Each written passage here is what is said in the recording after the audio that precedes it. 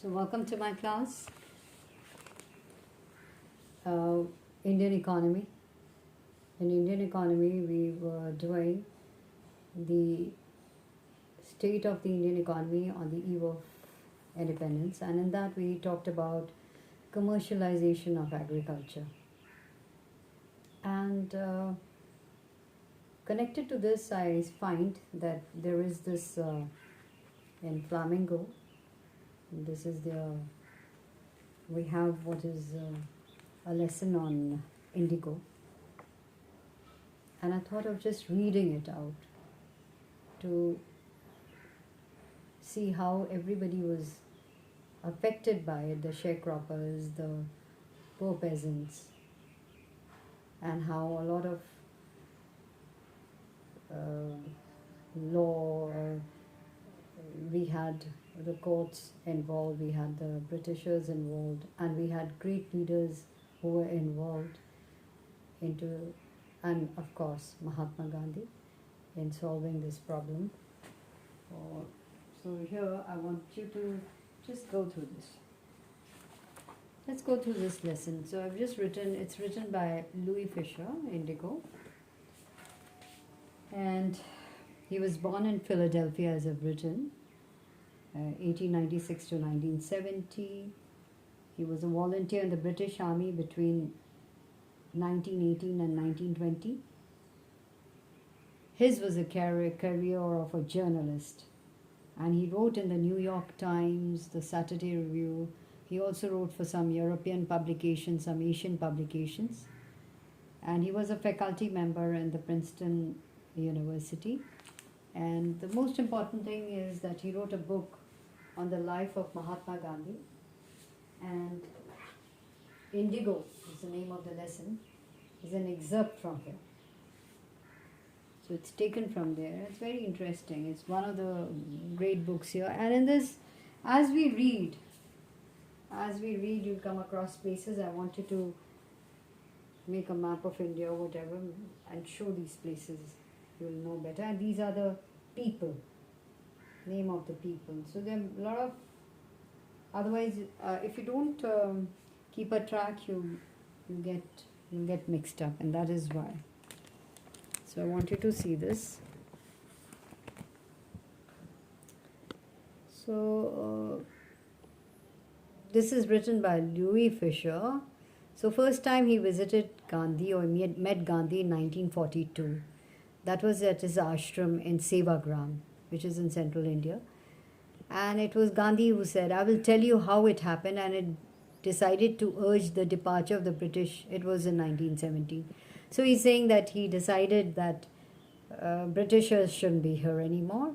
And it was in 1970 that this desire, the urge that they should leave India came to him. He says he'd gone to the December 1916 annual convention of the Indian National Congress Party in Lucknow. So you should find out where Lucknow is. It's in Uttar Pradesh. So there were 2,301 delegates and many visitors. During the proceedings, Gandhi recounted, a peasant came up to me looking like any other peasant in India, poor and emaciated,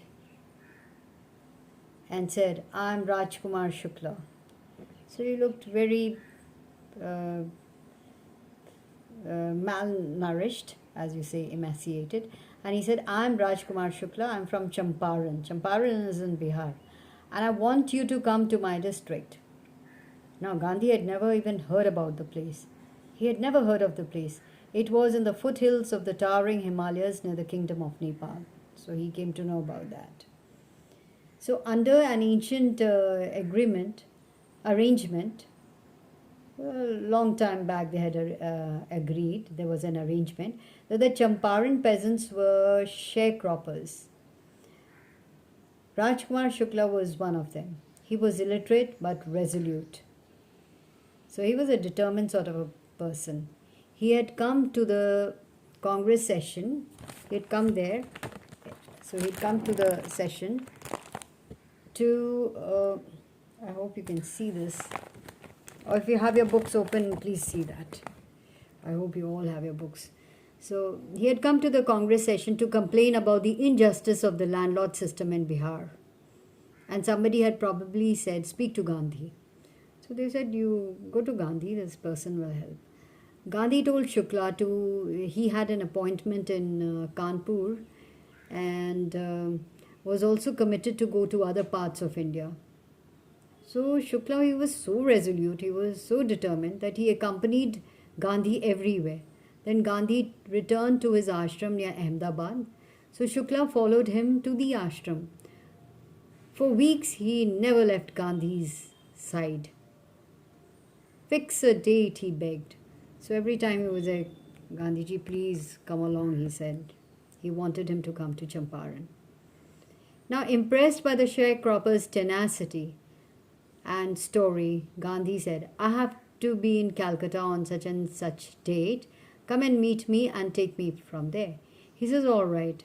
So seeing his persistence and the way he was following him, he said, okay, you know what, I have to go to Calcutta on such and such date. You come and meet me there and I'll come with you to Champaran. So months passed and Shukla was sitting on his hunches at the appointed spot in Calcutta when Gandhi arrived. He waited till Gandhi was free. So just waiting, sitting on his hunches, sitting on his feet and legs, that is, as normally we see people sitting here. Then the two of them boarded a train for the city of Patna in Bihar. So they went to Patna in Bihar. Patna is the capital of Bihar. In those days, I think Ranchi was the summer capital. And here. So there Shukla led him to the house of a lawyer named Rajendra Prasad, who later became president of the Congress party, and he became the president of India too. So Rajendra Prasad was out of town, but the servants knew Shukla as a poor yeoman who pestered their master to help the Indigo sharecroppers. So servants knew Shukla, and so they let him stay on the grounds with his companion. So they said, all right. They saw this Gandhi along, so they thought him to be his companion. So they said, all right, you be around. Gandhi, whom they took to be another they took Gandhi to be another peasant, his friend. But Gandhi was not permitted to draw water from the well lest some drops from his bucket pollute the entire source. How did they know that he was not an untouchable? So he was such a simply dressed and also they felt that perhaps he was an untouchable, and they said they did not allow him to even take water out of the well, thinking that he was untouchable. So Gandhi decided to go to Muzaffarpur, which was en route to Champaran, to obtain some complete information about conditions that Shukla was capable of imparting. So he felt that Shukla wasn't really well versed with the conditions, so he thought, let me just go to Muzaffarpur and find out and get the complete information about the condition. See, when you have to make it as a court case, etc., you have to know everything about the matter. And Gandhiji was a barrister. So he had come from England with his law degree. So he accordingly sent a telegram to Professor J.P. Kripalani of the Arts College in Muzaffarpur, whom he had seen at Tagore's Shantiniketan school. So before going to Muzaffarpur, he sent him a letter to J.B. Kripalani. The train arrived at midnight. So the train arrived at midnight, 15th April 1970. Kripalani was waiting at the station with a large body of students. Gandhi stayed there for 2 days in the home of Professor Malkani, a teacher in a government school. It was an extraordinary thing in those days, Gandhi commented, for a government professor to harbor a man like me. In small localities, the Indians were afraid to show sympathy for advocates of home rule. So people were scared. They didn't want anyone to come and disturb the peace and incur the wrath of the Britishers. So anybody who thought they wanted a home rule, they were scared of them. They didn't want to. Even now, nobody, people are peace loving and they are so poor anyways. They don't like to join any side, and they just want to coexist the way they are living. So even then, the news of Gandhi's advent and the nature of his mission spread quickly through Muzaffarpur and to Champaran. Sharecroppers from Champaran began arriving on foot and by conveyance to see their champion. So they were excited now. There was an excitement. They started coming to meet him on foot or by some conveyance. Conveyance means using some transportation. It could be even the bullock carts. Muzaffarpur lawyers called on Gandhi to brief him. They frequently represented peasant groups in courts. They told him about their cases and reported the size of their fee. So they told them that there were many of the cases they fought for them, and they also talked about the fee. Gandhi chided the lawyers for collecting big fee from the sharecroppers.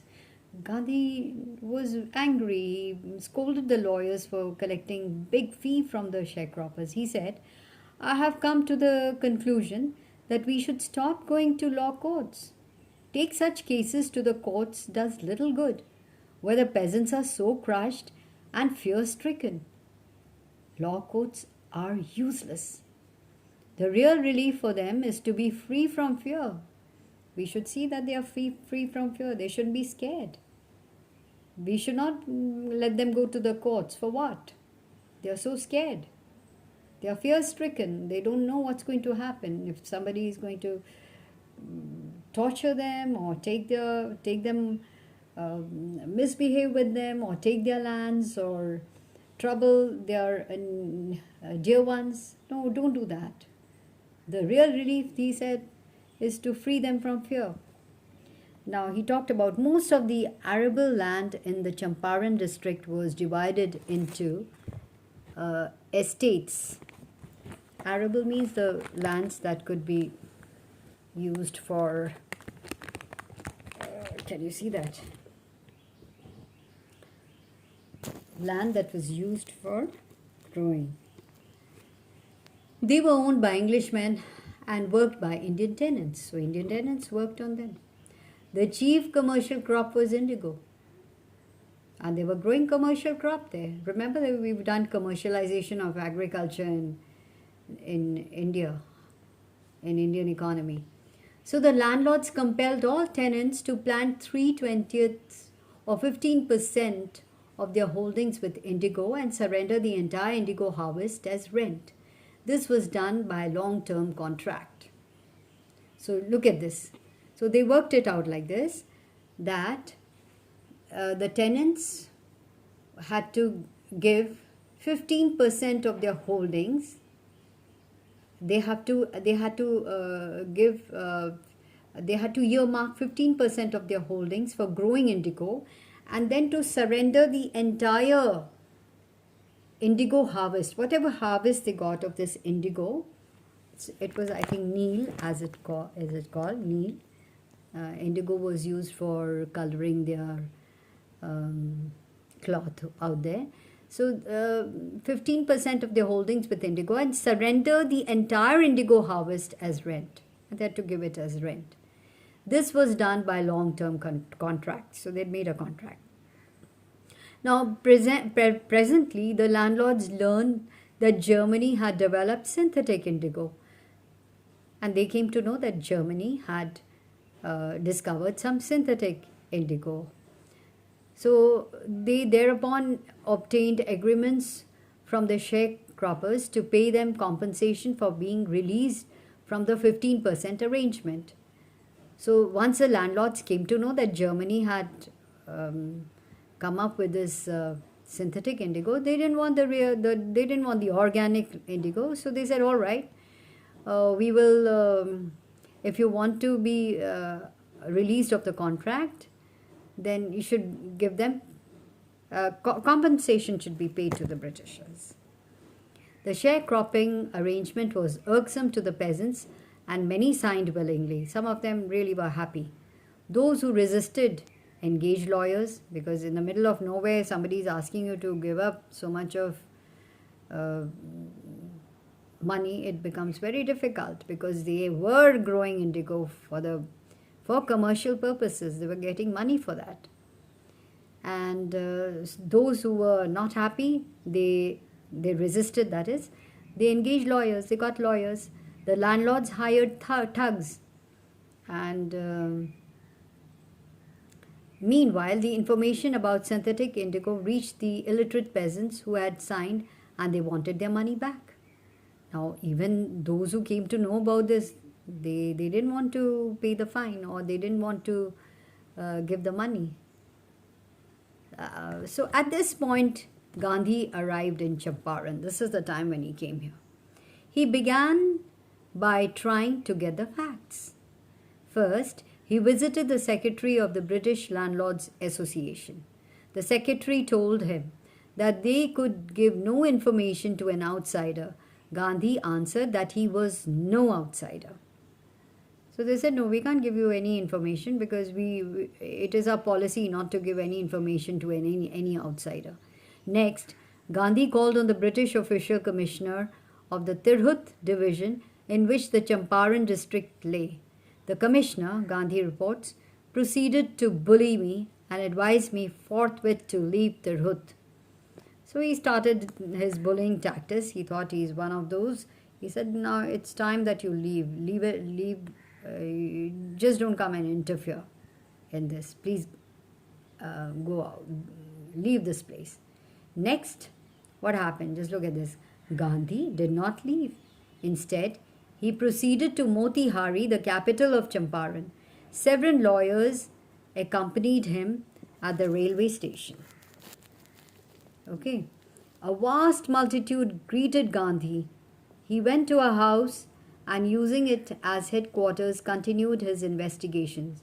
A report came in that a peasant had been maltreated in a nearby village. Gandhi decided to go and see. The next morning, he started out on the back of an elephant. He had not proceeded far when the police superintendent's messenger overtook him and ordered him to return to town. So he wanted to go and find out what has happened. So then what happens is, look at this. In his carriage,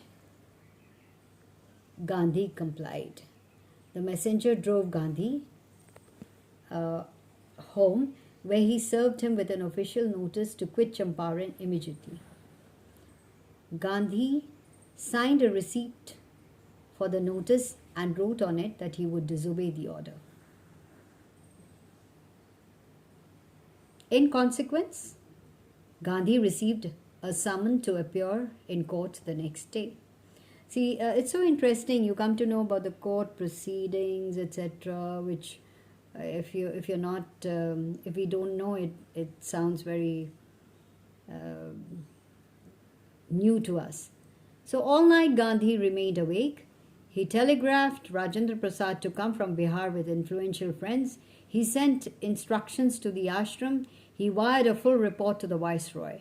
Morning found the town of Motihari black with peasants.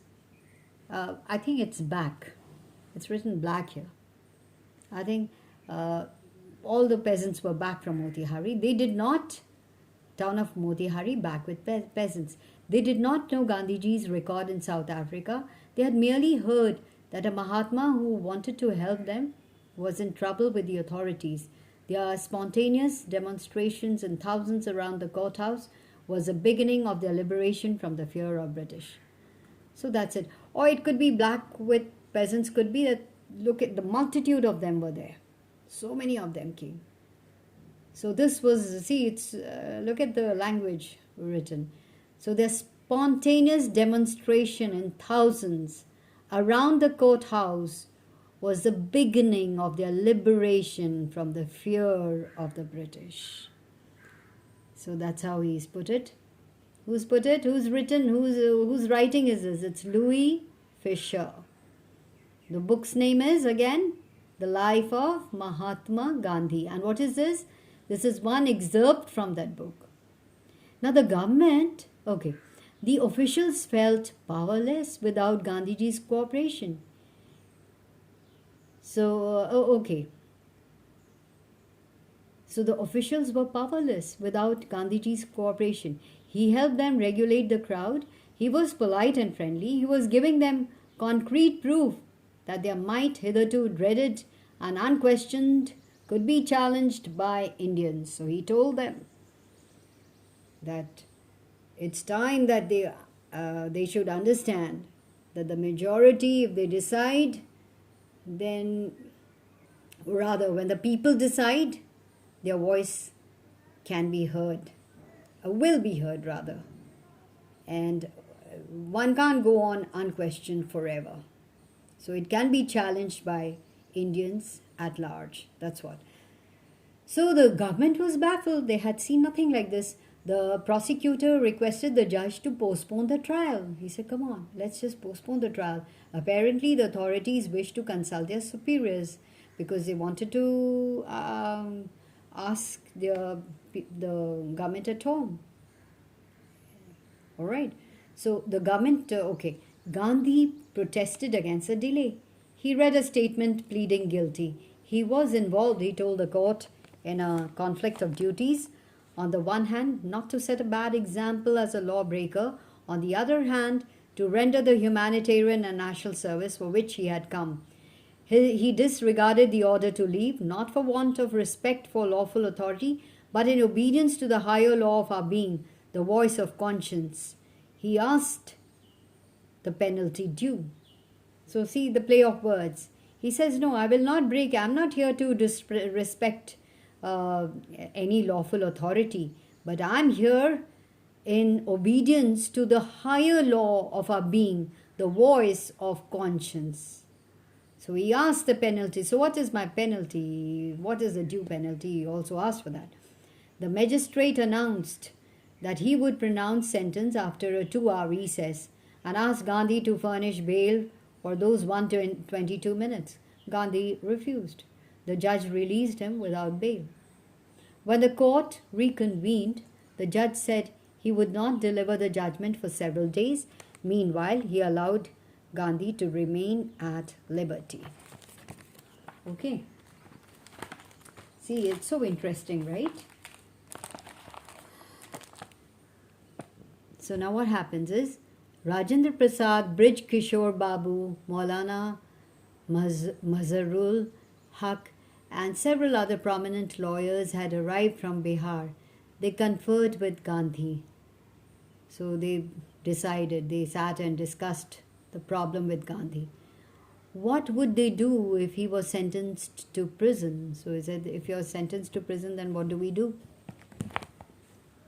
Gandhi asked why. The senior lawyer replied they had come to advise and help him. If he went to jail, there would be nobody to advise and they would go home.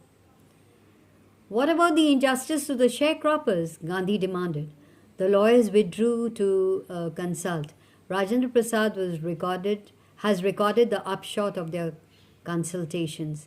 They thought amongst themselves that Gandhi was totally a stranger and yet he was prepared to go to prison for the sake of the peasants. If they, on the other hand, being not only residents of the adjoining districts, but also those who claim to have served these peasants, should go home, it would be shameful desertion. It's not a good thing. It was like deserting, going away, running away from the truth or supporting their peasants. So what happened? They accordingly went back to Gandhi and told him they were ready to follow him into jail. He said, all right, if you go to jail, we'll also go to jail. The battle of Champaran is won, he exclaimed.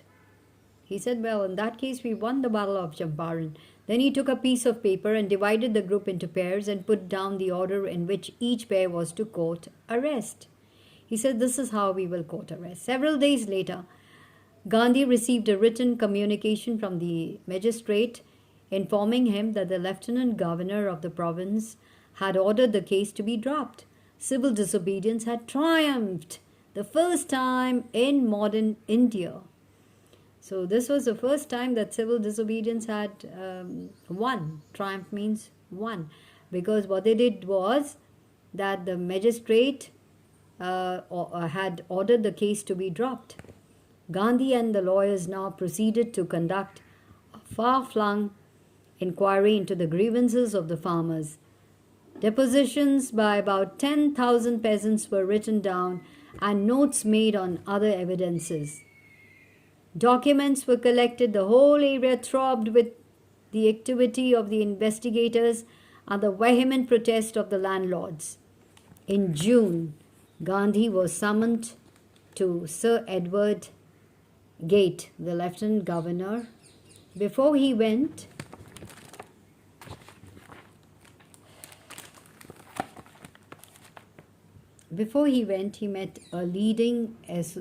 he met leading associates and again laid detailed plans for civil disobedience if he should not return.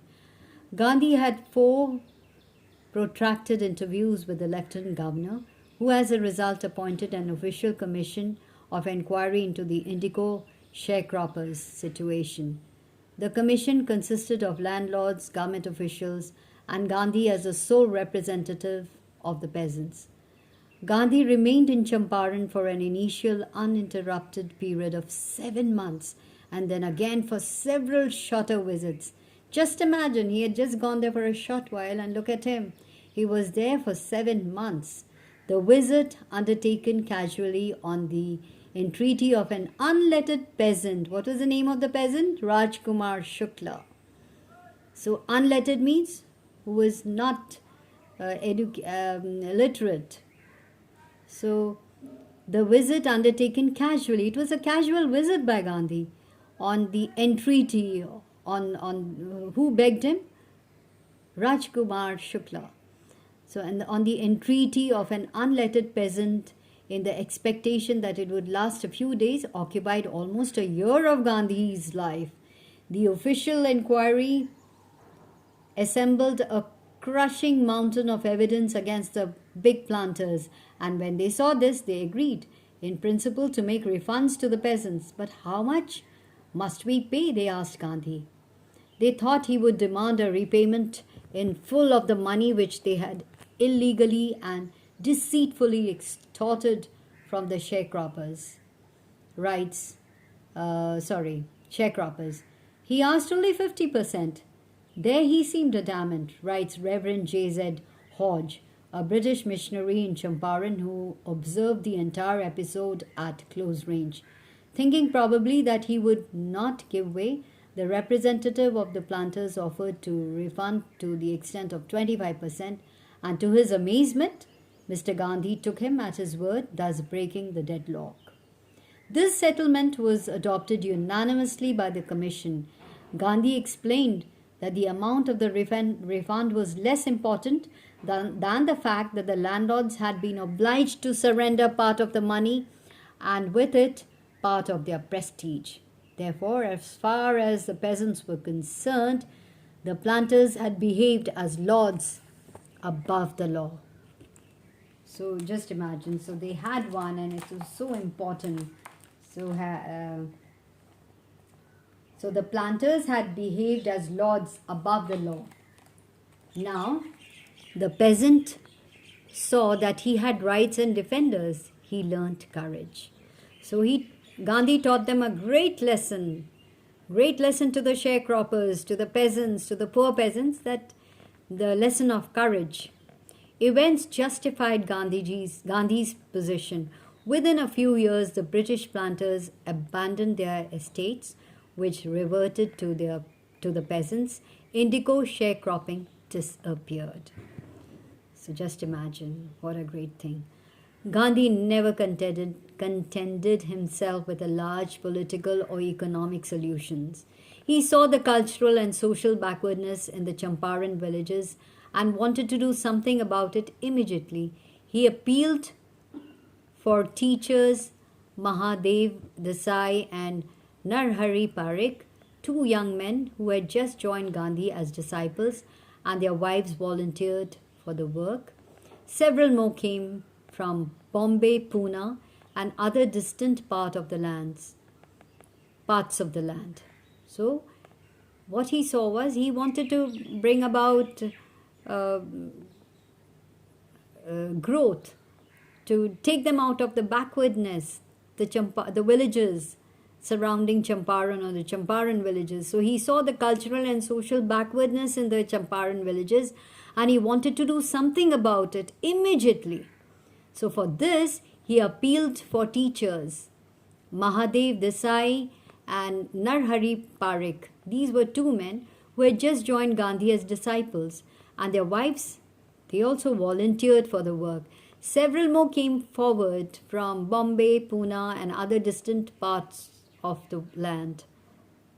Devadas, Gandhi's youngest son, arrived from the ashram, and so did Mrs. Gandhi. Primary schools were opened in 6 villages. Kasturbai taught the ashram rules on personal cleanliness and community sanitation. Health conditions were miserable. Gandhi got a doctor to volunteer his services for 6 months. 3 medicines were available. One was castor oil, second was quinine, and third was sulfur ointment. Anybody who showed a coated tongue was given a dose of castor oil.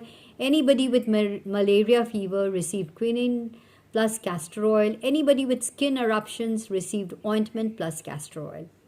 So these were the 3 most important medicines that the doctors said and which Gandhi got. So what were they? Castor oil, quinine and sulfur ointment. Gandhi noticed the filthy state of women's clothes. He asked Kasturbai to talk to them about it. One woman took Kasturbai in her hut and said, "Look, there is no box or cupboard here for clothes. The sari I'm wearing is the only one I have." During his long stay in Champaran, Gandhi kept a long-distance watch on the ashram. He sent regular instructions by mail and asked for financial accounts. Once he wrote to the residents that it was time to fill in the old latrine trenches and dig new ones, otherwise the old ones would begin to smell bad. So the Champaran episode was a turning point in Gandhi's life. What I did, he explained, was a very ordinary thing. I declared that the British could not order me about in my own country. But Champaran did not begin as an act of defiance. It grew out of an attempt to alleviate the distress of large numbers of poor peasants. This was the typical Gandhi pattern. His politics was intertwined with the practical, day-to-day problems of the millions. He was not a loyalty to abstractions. It was a loyalty to living human beings. In everything Gandhi did, moreover, he tried to mold a new free India who could stand on his own feet and thus make India free. So in whatever Gandhi did, he tried to mold a free India. Mold means I'm sure you know how the people make,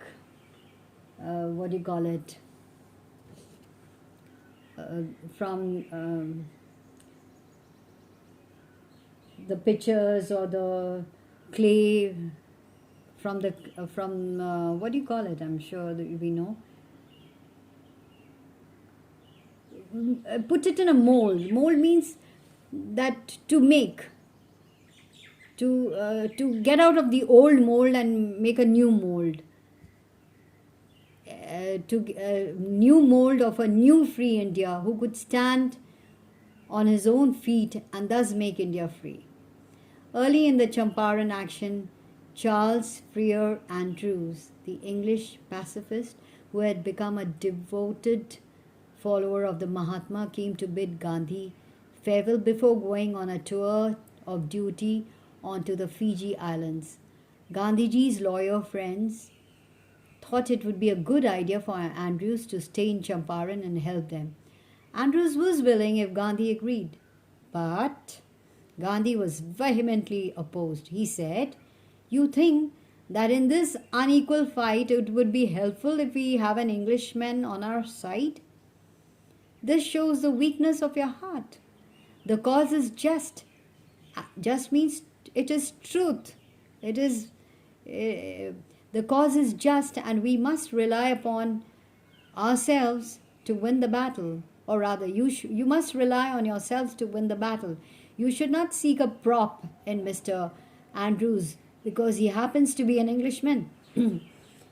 So we don't want any support from a support from an Englishman because you think that without him we will not be able to do. So Rajendra Prasad says he had read our minds correctly. That's what Rajendra Prasad commented, and we had no reply. Gandhi in his way taught us a lesson of self-reliance. So he says, you're going to do it your way. Indians have to be self-reliant and not be dependent on a foreigner who has good intentions. But yes, it's appreciable. It is thing to be appreciated. But Indians must become stronger, and that was a lesson he taught them in self-reliance. So self-reliance, Indian independence, and help to sharecroppers were all bound together. So this is a beautiful lesson that that describes how small little steps that were taken initially to gain independence, and Gandhiji's role in bringing about such a big change. That's why he's known as a non-violent. The tool that he was that of non-violence and truth also. Truth and non-violence. So again, let me just tell you before I finish that you must read the lesson as I've first listen to what I've read, listen to the lesson, open your books and listen to the lesson, then you read it yourself, then mark the difficult words, then you can show the places, you can write the names, you can stick their pictures, you can get all the pictures on your from Google. You can also look at this book, The Life of Mahatma Gandhi. Look up a little on Louis Fisher and see what other books he's written or what are his write-ups. And really, children, it's really interesting to learn literature.